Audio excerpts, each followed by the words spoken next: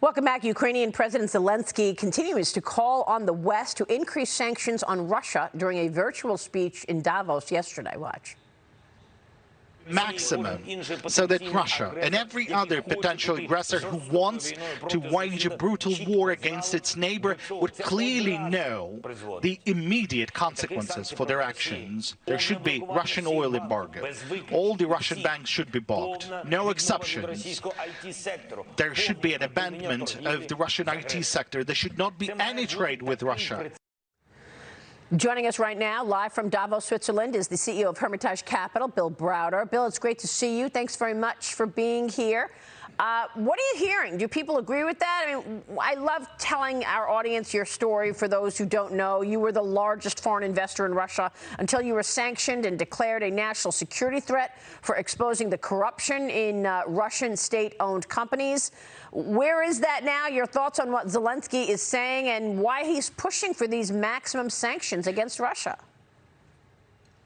Well, because we're in a situation right now where every dollar that goes to Putin is a dollar that he's spending killing Ukrainians. And we have done some good work sanctioning the assets of Russia. We've gone after about $350 billion of central bank reserves.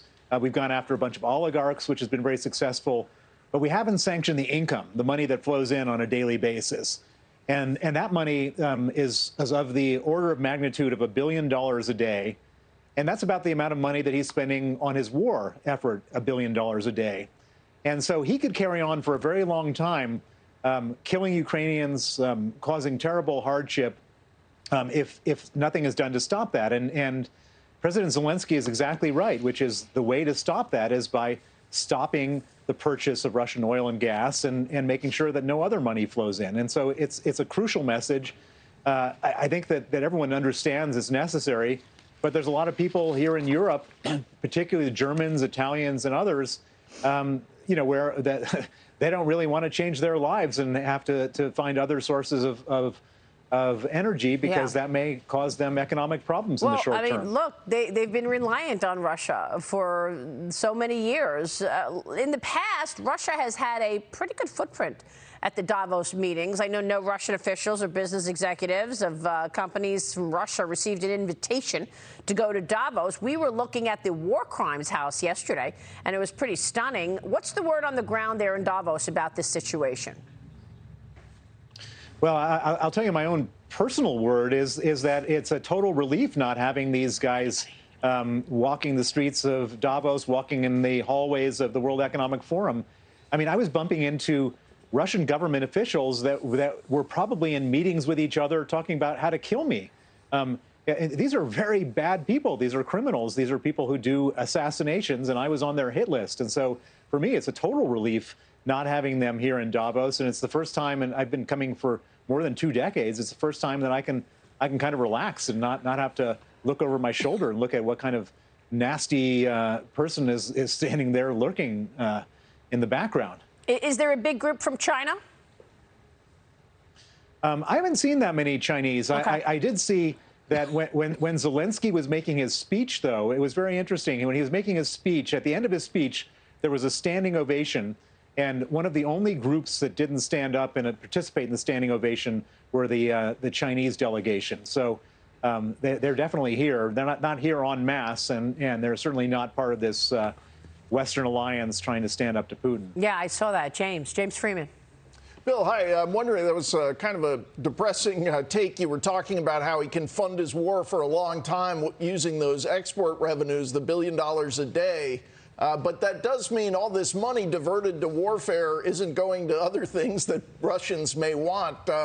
Is there a limit where you think there's any kind of internal pressure on him that he would have to give up the fight? Or is there a possibility that oligarchs get tired of being global pariahs and force some kind of political change there? You know, I really wish that were the case. But on the oligarchs, these oligarchs are totally subordinate to Putin. They're scared to death of him.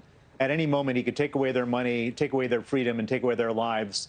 I mean, you could just see it. Like here in Davos, when they're here and when Putin was here, they were like little children. You know, in normal life, they're like thumping their chests like alpha males on steroids. but when they're in Putin's presence, they're like little children. And I have to say also on the economy generally for the regular Russians, Putin is a guy who's ready to starve his people. He's ready to do a Kim Jong-un on them and just run a war economy and let everybody suffer. That's the kind of person he is. And there just isn't really any oxygen for people to like communicate and rise up. Anyone who even calls it a war, they're sentenced to 15 years in jail. A good friend of mine who called it a war, Vladimir Karamurza, got arrested right after doing that. And so, it could happen. There could be an uprising, but I think it's very unlikely because Putin runs a very tight totalitarian ship. Really scary stuff. The Wall Street Journal is reporting that the Pentagon is weighing plans to send special forces to Kyiv in Ukraine to guard the newly reopened U.S. embassy.